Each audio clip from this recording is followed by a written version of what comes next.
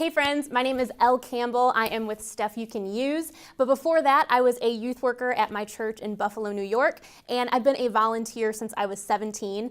And today I'm just really excited to talk with you about something that is so important to us as adults and to the students and teenagers and young people that we invest in. And that is something that we probably know as spiritual habits. Now, this is something that you as an adult, I'm sure, have some grasp on because you know God, you've been following Jesus. But the teenagers we know that we invest in probably need a little bit of help on this subject. So what we're going to do today is just spend a few minutes talking about how to invest in teenagers and disciple them by teaching them 4 spiritual habits.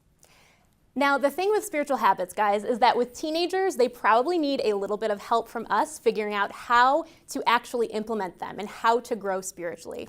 There was a volunteer that I worked with at one point. I just want to share this quick story because I think it will help illustrate this idea of spiritual habits and what we can do to invest in teenagers. So he was brand new to our ministry, brand new to investing in teenagers, and he was asking me, okay, so these middle schoolers that I am discipling, what is my goal? And so I asked him, well, what do you think your goal is? And he was like, well, I think my goal should be at the end of like the next 9 months that every single one of these 6th grade boys reads the Bible every single day. And I was like, that is literally never going to happen. I like your ambition, it's never going to happen.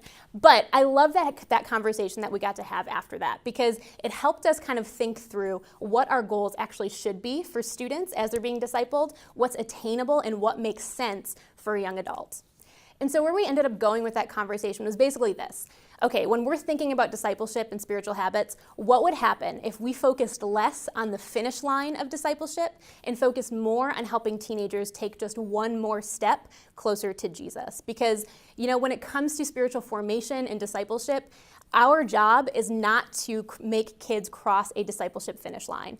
Our job is to simply help them take one step closer to Jesus. And I think that is where these spiritual habits come in because they're not focused on this outcome or this finish line. They're focused on just small steps that we can take to get closer to Jesus and small steps that our teenagers can take to get closer to Jesus. So here's what I want to do. We have 4 spiritual habits that have really worked for us. These are 4 things that we have focused on as leaders of young people and 4 things that we have helped our young people think about when it comes to spiritual formation. And I think these 4 things just give us a really great framework to kind of evaluate how our young people are doing on their walk with God and help us evaluate our abilities as people who are discipling them and leading them and how we can be more effective. So let's go through each of those 4 spiritual habits really quick.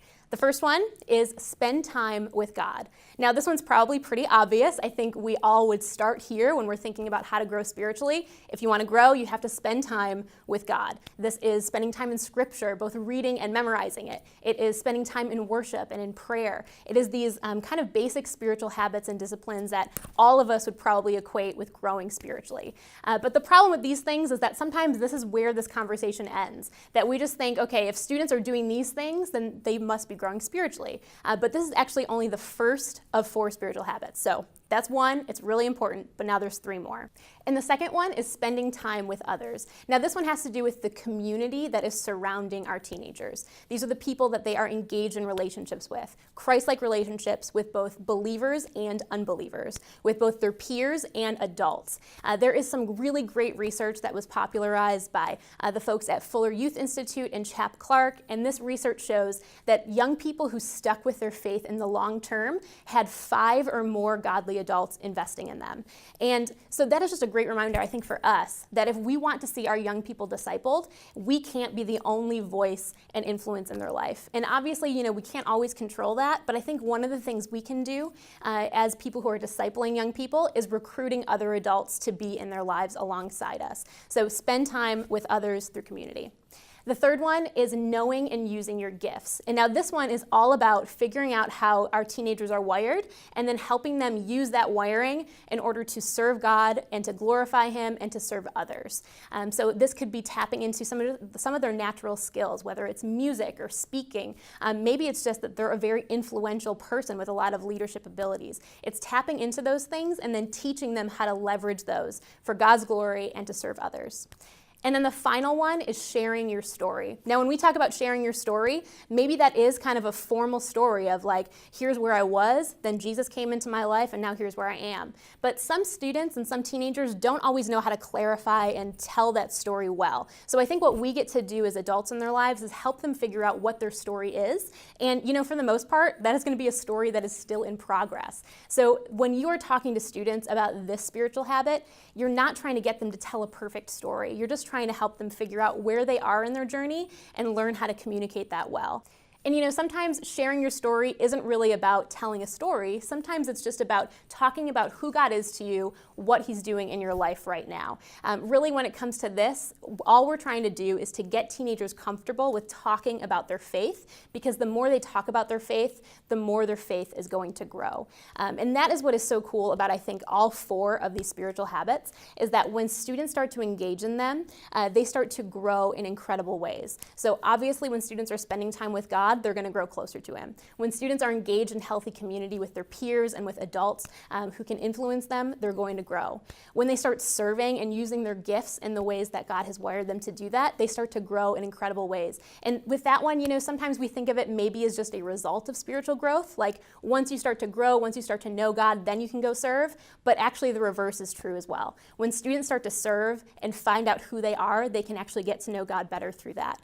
And this last one is sharing their story. When students start to share their story and talk about who God is to them, their faith actually gets clarified, that they become more confident in what they think and what they believe, and they can clarify that for others as well. So all 4 of these habits are so, so important to teenagers. And so what we get to do in the lives of our students is to teach them these habits now, so that as they grow, these habits will still be ingrained in them for a lifetime. And what I think is so important for us as youth workers to remember is that it is not our job to make students grow spiritually. That is not something that is within our power to do. But what we can do and what our job is to create conditions where spiritual growth can happen for a teenager. So it is not your job to control the outcome, but what you can do is to help them take one more step closer to Jesus in all 4 of these areas. So think of these 4 things as almost kind of a framework to help you frame your discipleship. So look at the young people that you're leading and help them figure out how they can take one step closer to Jesus in all 4 of those areas. So spending time with God, what's one thing that they can do to practice that spiritual discipline just a little bit more? When it comes to spending time with others, what is one thing that they can do to engage in healthier community? What's one adult or peer that they can kind of bring into their life to better influence them? When it comes to sharing their story, what is one thing they can do to engage in more conversations with other people about what they believe? And when it comes to knowing and using their gifts, what's one thing you can do to help them leverage who they are and what they have to serve others and to glorify God? So when we think about it that way, this discipleship process becomes so much more manageable. And for you, as somebody who is discipling and leading these teenagers, I hope it's encouraging that it is not your responsibility to make them grow. It is just your responsibility to create the conditions in which they can grow. And the last thing I want to encourage you to do is to just remember that the young people that you are investing in will not all grow in the same way. They're not all going to grow at the same pace, but they can all grow a little bit more closer to Jesus, and it is your privilege to guide them through that and to help them take one more step closer to the God who made them. So, and I would just love to leave you with this one verse from Paul in the book of 1 Corinthians, where he says that some people plant and some people water, but it is ultimately God who makes all things grow.